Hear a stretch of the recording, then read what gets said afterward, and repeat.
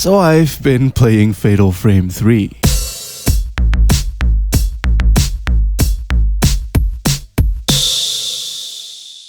So, I was under the impression that ghost busting meant like that thing that happens when you jack off like 10 times a day and then on the last time there'll just be like this coming out. But it's actually more like...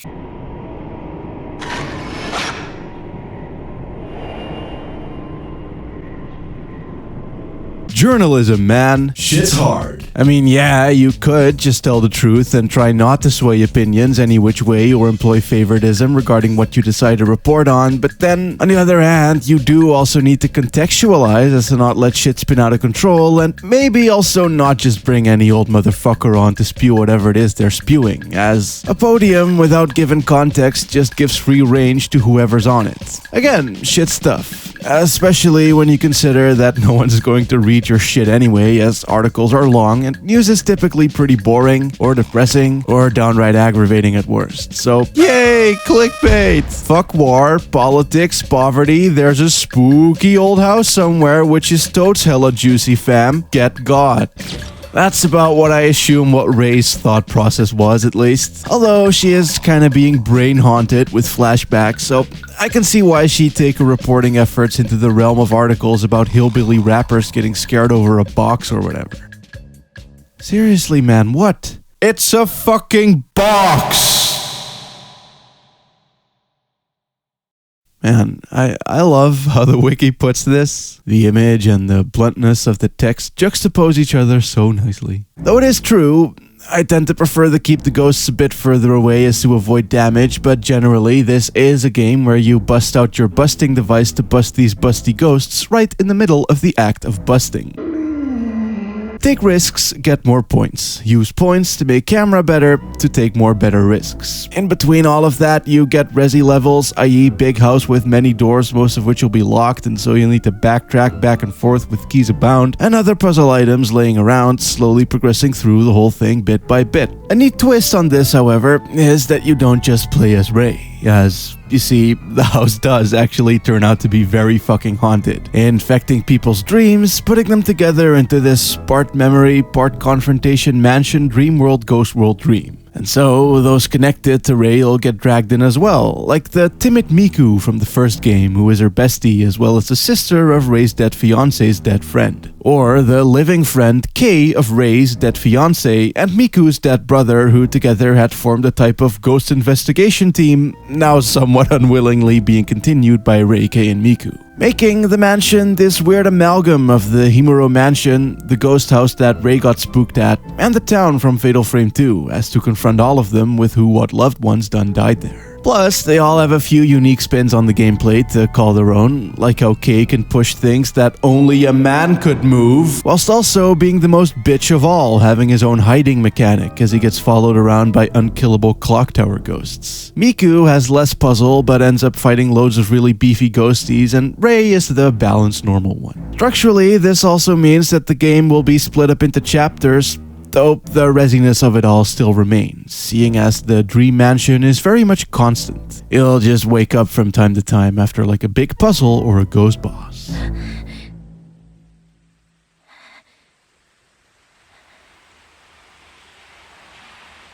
This game is less survival horror and more like a depressing Scooby-Doo Dream Team Ghost Investigations game. The story decides who, what, where, and when, but generally, when in Dream, you'll collect shit. Artifacts, pictures, notes, stray people who are also lost in there, so that once you woke, you can use Reiki and Miku's investigation skills to find out more about it.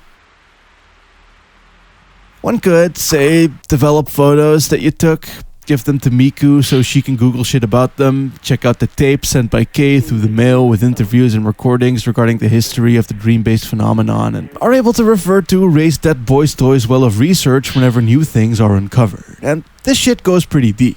Even something as otherwise base as notes will now have a type of system behind them, being that new notes will unlock in old areas after more knowledge has been learnt. And Ray will also always pen down her thoughts on everything, which is a fuck of a whole lot more characterization than any of the other Frame games have gotten so far, which colors the game in nicely. Early on, for example, there's this scared woman running around Ray's dream. Every time you enter, you'll learn a bit more about her in that you first take a picture, develop it, give it to Miku, then go back in as you research, catching the ghost lady talking about wanting to be woken up, and so then when you wake up again, Miku will have found out where she is, being a hospital, in a coma, forever stuck there left to rot.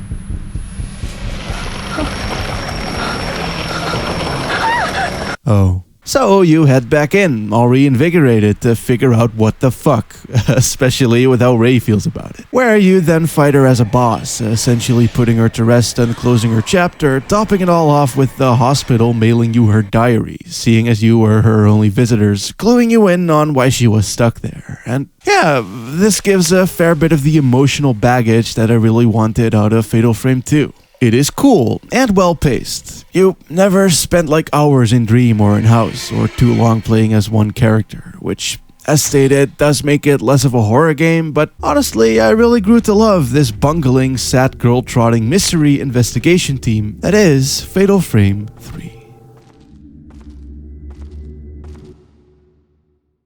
Man, this is such a cozy-ass game. Just casually running around the house in your underwear, reading books and developing photos to nice moody lighting as the constant drizzle taps away on the windows. Like, sure, we might be getting dream haunted, but that still don't take away from the fact that we're having a slumber party! Woo!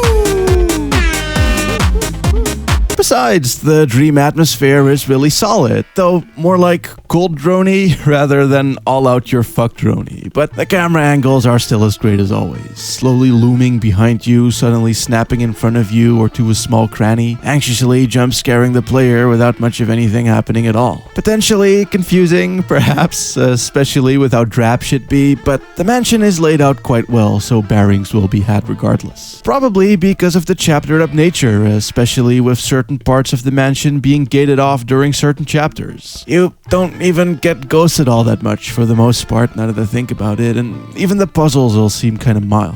Often only involving single keys and minor bits of backtracking, like with those things where a door will have a seal on it which will show you a place, and so you go there and take photo to break it. It's a much more investigative and explorative game, I guess. Tracking out into the dream will have a real sense of purpose to it, in the same way that one might say track out into a dungeon to get loot in an RPG, sorting out the spoils back at base. Just like less repetitive and more lore-driven, giving actual weight to its characters, events, locations, and ghosts. What's surprising about this as well is that it doesn't ruin the scare factor at all. I mean, the fear of the unknown is kind of the backbone of just about all good horror, and while you do learn a lot here, you'll still never know exactly what's going to happen, let alone where. Not to mention that it builds up a looming psychological threat over the course of the entire game.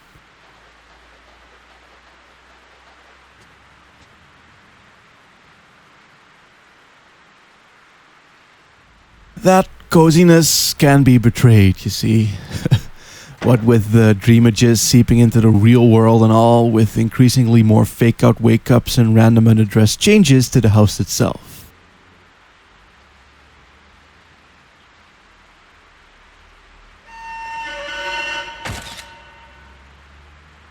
Fucking with the mirror that you've passed by like a billion times at this point, using all manner of one-off audio cues and spooks, as well as it fucking up our girls quite substantially, slowly implying that maybe the house itself is a bit haunted too. Oh, good morning. It reminded me a lot of Silent Hill 4, just more subtle, really. Things like the vagueness of the story with the characters mainly gasping and whimpering, the ghosts also being a fair bit stronger due to how few of them there are now, often being able to deck you in like 3 hits easily, the structure also being exactly the same, and it also suddenly drops new mechanics on you like fucking 10 hours into the game. However, it starts to mirror some of its mistakes too. Like, why suddenly are you making me backtrack this much? The first 6 hours were fine. just as how I described them to be just now, so why do I suddenly need to fight 4 ghosts hidden in completely different part of the mansion all to unlock a single seal to a single door? And why does the following chapter pull the same bullshit only with 4 balls? I can get having to backtrack to find a key for a door, but needing to fetch about a donk 64's worth of shit for a single door that might not even lead to all that much in the way of new locales to then build off of again kinda breaks the pace severely. Pair that with increasingly stronger ghosts showing up in fucking groups, which doesn't really work given that you need to use your hearing to sniff them out, but good luck doing that when their ghost sounds start overlapping. Decreasingly little healing items and film/ammo making death a frequent feature, what with the occasional one-hit kill bitches, and the fact that it starts dealing in pretty cryptic triggers to unlock doors, as is the case here, with this one that'll only open until you walk to the very end of the hallway with nothing really prompting or guiding you to do so other than the fact that you eventually will after like 30 fucking minutes of aimlessly exhausting all of your other options, and you end up with a game that feels like it begins to overstay its welcome due to its frequent reuse of reused assets and little new shit, frustrating fights, and puzzles that aren't really eureka moments of rewarding progression as much as they are, oh fuck off, how the hell was I supposed to know that?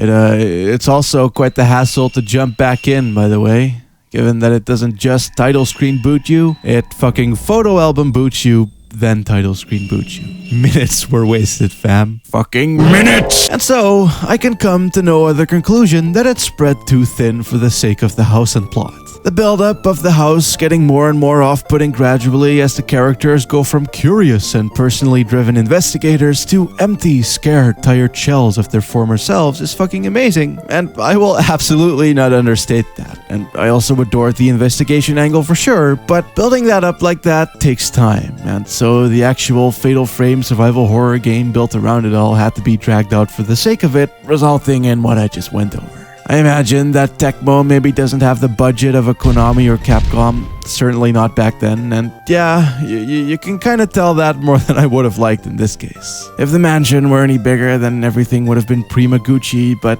I take it that that just wasn't in the cards, and they clearly really wanted to do that house journalism thing, which I can get because it's cool, but overall, shit just ain't great.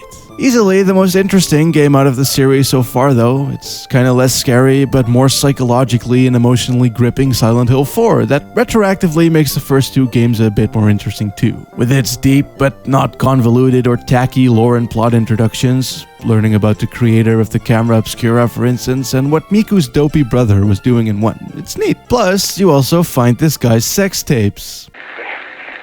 I'm going in deeper. Deeper. I can't breathe.